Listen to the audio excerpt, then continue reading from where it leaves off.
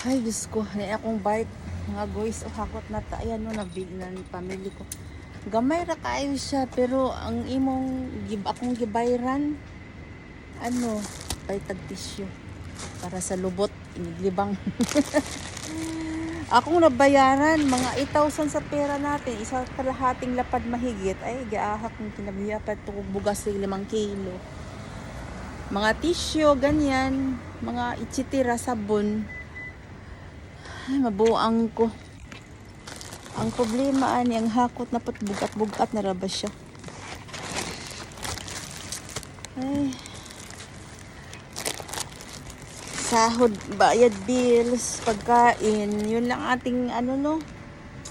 Wala inigsaka, gastos din akyat. Wala, mahawala dahil sa imong kamot. Kinabuhis tao. Maura na siya guys. Mga guys pala. Bye-bye! Thanks for watching sa Unicel video. Share ko lang to. Ang akong routine diri sa Japan as a single mom. Banat buto. Bye-bye!